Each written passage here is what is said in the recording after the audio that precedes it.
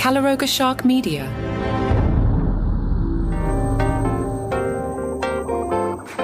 Uh-oh, it's August 20th. You know what that is? That's the 2-minute warning on Johnny Mac's summer. I'm going to panic and have to go to the beach 95 times in the next, 10 days to Labor Day? And Labor Day is a pesky Monday, September 1st. So all of a sudden it's going to be like, hey, back to school. Ugh.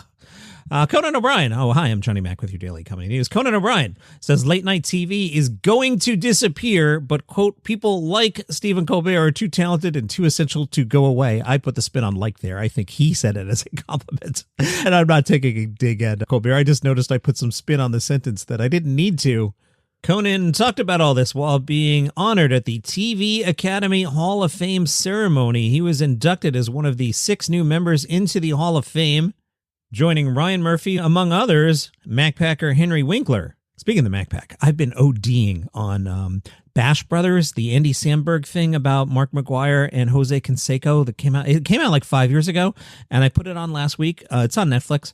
I've been watching it about once a day and playing the soundtrack endlessly. Just go check out Bash Brothers. It's amazing. Anyway, MacPacker Henry Winkler's in the Hall of Fame now. Conan's in the Hall of Fame. Conan said, people say that television is dying, but I want to ask you, if our industry was really in trouble, would we be gathered right now for our greatest night in a downtown Los Angeles Marriott on a weekend in August? No. Conan O'Brien joked, things are changing fast. I don't claim to know the future of our beloved medium, but I know this. Getting the privilege to play around with an hour of television has been the great joy of my professional career. We're having this event now in a time where there's a lot of fear about the future of television, and rightfully so. The life we've all known for almost 80 years is undergoing seismic change, but this might just be my nature. I choose not to mourn what is lost because I think in the most essential way, what we have is not changing at all. Streaming changes the pipeline, but the connection, the talent, the ideas that come in our homes, I think that's as potent as ever. We have proof here tonight. The elephant in the room, CBS ending The Late Show with Colbert. Conan said, yes, late night television as we have known it since around 1950 is going to disappear, but those voices aren't going anywhere. People like Stephen Colbert are too talented and too essential to go away. It's not going to happen. He's not going anywhere. Stephen is going to evolve and shine brighter than ever in a new format that he controls completely. I had an idea that'll never happen. It was recently the anniversary of the Larry Sanders Show. What if Colbert, and remember in the past, Colbert played a character called Stephen Colbert. What if Colbert went to HBO and did a new take on the Larry Sanders Show? So it's about what happens to quote-unquote Stephen Colbert as he gets a quote-unquote late-night show on streaming. That could be fun, but that's not what he's going to do. But that was my idea. Jimmy Kimmel is calling hogwash on this insider report claiming that Colbert's Late Show is losing Paramount $40 million a year. Kimmel, pointed as ever, said, there's just not a snowball's chance in hell that's anywhere near accurate. All right, that's pretty clear. He has more. The idea that Stephen Colbert's show is losing $40 million a year is beyond nonsensical. These alleged insiders who supposedly analyze the budgets of the shows, I don't know who they are, but I do know they don't know what they're talking about. I would imagine Jimmy Kimmel has pretty good insight into the finances of a late night show. Maybe the real estate, New York versus LA, is different. Maybe Colbert's show has 85 times as many staffers who have even better benefits. It could be stuff like that. But if Colbert is saying $40 million a year is not realistic, he's got to be in the ballpark, right? Kimmel explained ad revenue is only one way shows make money and that affiliate fees can also make a show profitable. It's really surprising how little the media seems to know about how the media works. Yeah, like if you want to be an ABC affiliate, you got to sign up and I guess pay some money to the ABCs. I recently saw some TV stations stopped being affiliates. Let me see if I can find that story real quick. Yeah, here's from The Hollywood Reporter in March. Disney said Thursday in March that WPLG, the South Florida TV station owned by Berkshire Hathaway for the last 11 years, would be losing its ABC affiliation later this summer. That, I think, has now happened. More from Kimmel. Suddenly, he's losing $40 million a year. I'll tell you, in the first 10 years I did the show, they claimed we weren't making any money, and we had 5 times as many viewers on ABC as we do now. Who knows what's true? I have to say, if Joe Biden had used his muscle to get Sean Hannity kicked off the air, you may be surprised to learn that I would not support that. In fact, I would support Sean Hannity in that situation because I thought one of the founding principles of this country was free speech, but people don't seem to care about protecting it unless you agree with them. Kimmel declared this. I don't know about this, Jimmy said. More people are watching late-night television than ever before, including during Carson's era. Our monologues get between 2 and 5 million views, sometimes more every night. Seth Meyers gets 2 million on YouTube alone. We're not even talking about Instagram or the other platforms. The show, Jon Stewart on a Monday night, will get 5 million views. Then you add in the TV ratings. So the idea that late night is dead is simply untrue.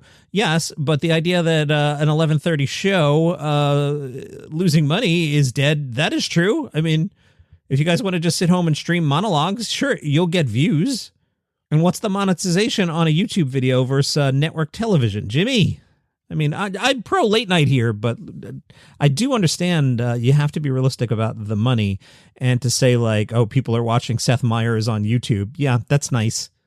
Kimmel wants you to vote for Colbert instead of Kimmel for the Emmys. He told Variety, it seems like voting for Stephen is the least we could do at this point, and I think it'll be a nice statement if he does win.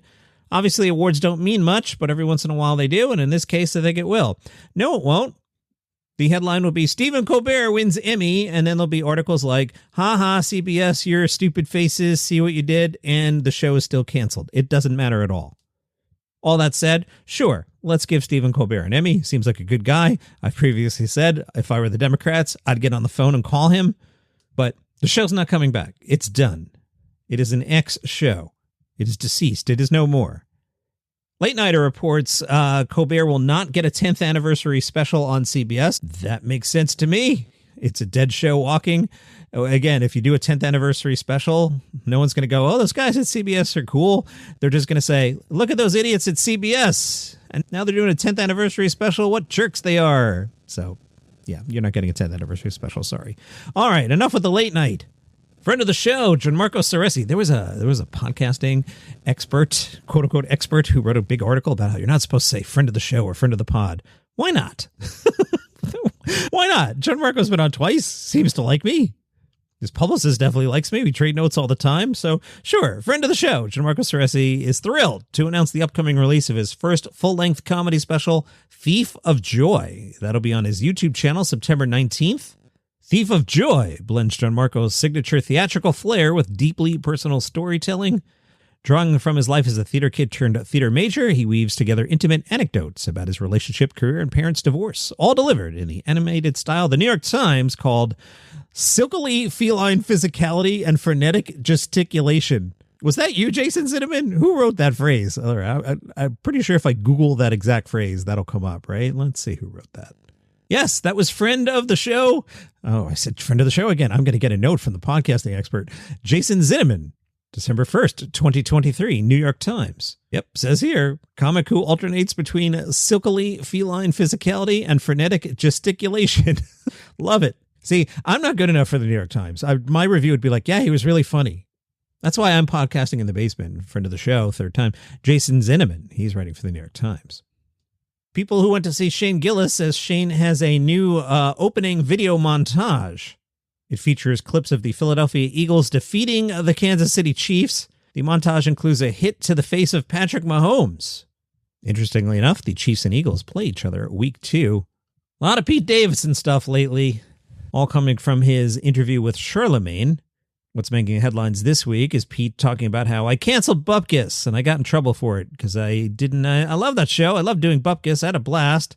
It just got to a point where I really got tired of my whole career just being my personal life, and living through that is sort of traumatic. Not to be lame, but it's traumatic to live in your own crap all the time. Pete said the show's direction changed when a new collaborator stepped in. Pete says this new person came in and was like, I think Pete should be banging Martha Stewart this season. I think Pete should have more mental issues. And I was like, oh, but I wouldn't do that. And they were like, well, Pete the character would. And I was like, I can't do this. I was like, if I want any shot in being in real movies or being seen a certain way, I just can't play myself all the time and be this sack. That at NBC React. They were not pleased. Have you seen me in any NBC Universal projects since? They were upset. I cost people jobs, and I took care of the writer's room, and anyone who didn't get paid that needed to, I took care of it, which also hurt. But it's funny. You work for a company over a decade. Pretty sure I brought in a lot of money, worked hard on that show, was a good boy, like promoting it and whatnot.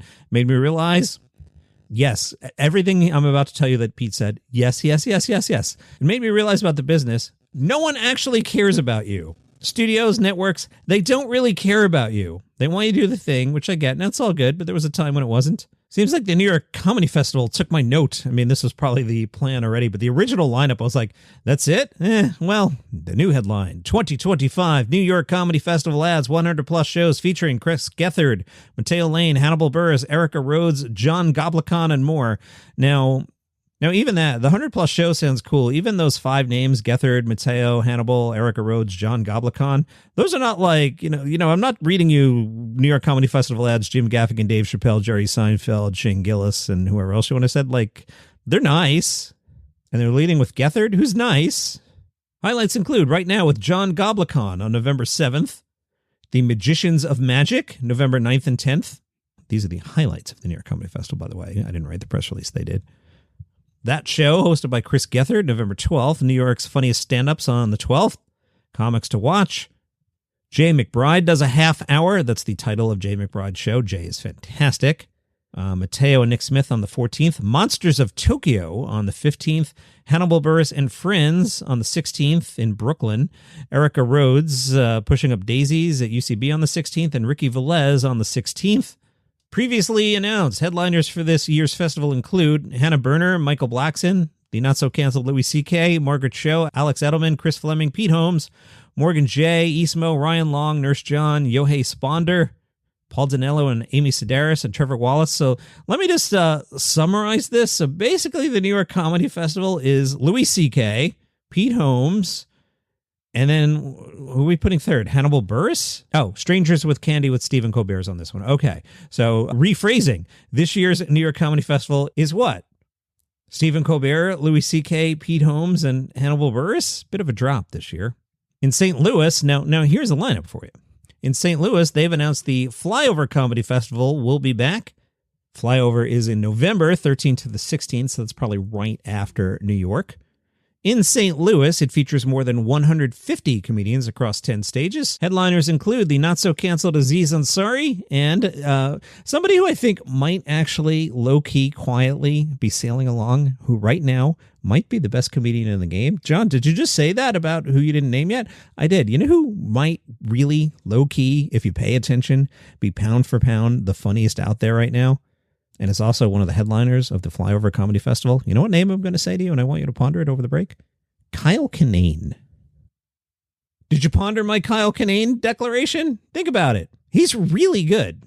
Why don't you comment in the Facebook group, Daily Comedy News Podcast group. Hey, Johnny Mac actually watched some comedy specials. I know, right? Yeah, was it Friday night or Saturday night after I went tubing? Or some night I was too tired to do anything. Let's see. What did I put on first? I think I put on Devin Walker's special because the buzz was good, and I watched it. I think he's a writer. I think the material's there. I don't think he's a good stand-up comedian performer, says the guy recording a podcast in his basement about the guy on Saturday Night Live. The Chris Rock joke, which we've previously talked about, is fantastic. But I don't know. The special just didn't feel like it was there. Then I switched it over to Ralph Barbosa on Hilarious. And by the way, what happens to Hilarious when it merges with Disney? Is it still Hilarious or is it going to be Disneyarious? Not my problem because the publicist won't tell me anyway. Barbosa, this is one of those specials that I think civilians are going to be like, oh, that was good. And comedy snobs like me are like, it was fine. Like, I didn't dislike it. I think I liked it better than the reviews I had seen about it, because I went in there going, oh, everybody said this wasn't good, and I thought it was better than that. But like, it wasn't anything special, and I'm a snob, so I moved on. And then I put on Chinedu Onaka. He's part of the Kevin Hart, LOL, whatever, on Hulu. That special's good. He's really funny. Let's keep an eye on him, and he might show up on Comedy Stock Market this week. Out of the 3 I just mentioned, I really like that one. Haven't watched Jim Jeffries yet because I really like Jim Jeffries, and I have high expectations going in, and I was just tired. And then I wanted to check out the new Alien show, which brings me to new thing. Okay, give me a minute here. Then we'll get back to the comedy. I started a new thing.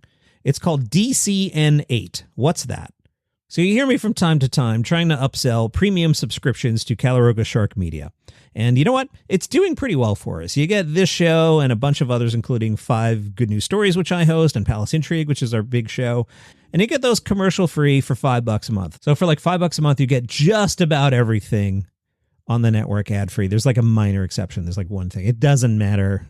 If I was speaking casually, I would use the word all, but technically it's not all, but Anyway, I digress. $5 a month. It's all commercial free. So I'm like, you know what? I want to just give the people who do that something extra, and I'm trying to figure out what it is. So I dropped an episode yesterday of DCN8. What I don't want to do is I don't want to be a jerk and be like, hey, I got a cool comedy story, but I'm not doing it unless you give me $5. So all the comedy stuff stays exactly how it's been for 7 years now. I'm not changing it. I'm not going to be like, hey, I'm going to tell you my favorite specials of the year, but you got to give me $5. That's not what this is. That's not at all what this is. So I dropped an episode and I talked about my trip to Niagara over the weekend, my tubing trip. Then I went to Niagara Falls, some stuff I did there. Then I talked about Taylor Swift, Alien Earth, and Star Trek Strange New Worlds. So like I've said 4 times, I'm not siphoning off comedy stories. I don't want to do that. But it's just something extra and hopefully another reason to encourage you to be like, all right, I'll support the show. $5 a month, commercial free. It's in the feed. I'm not putting rules on it. I don't know what I'm going to talk about on it yet. It'll find its voice. Like any new project, give me like a month and I'll be like, oh, that's what this should be. But yesterday I jumped in the pool. It's got a cool new snazzy theme song that I like. There's like an NXS vibe. So to get that on Apple Podcasts, click the banner that says uninterrupted listening. If you have already done that, you can find the show in your feed. And if you just want to try it out, there's a 30-day free trial. So if you want to try out this commercial-free thing, take the free trial. But I'm telling you, today's August 20th. It's on you to remember like September 18th to 19th to cancel the thing if you don't want it to renew. Because if it renews, Johnny Mac gets $5. Actually, Johnny Mac gets $3. Apple gets $2, but that's a whole other thing. Okay, so that's DCN8. If you're on Apple Podcasts and you're a premium subscriber, you'll find it in the feed. Jordan Jensen will get a Netflix special on September 9th. Her first hour special is called Take Me With You. In a statement, Jensen said, being a person is humiliating and grotesque. I'm not sure why we're all pretending it's adorable or palatable in any way, but that sounds hilarious.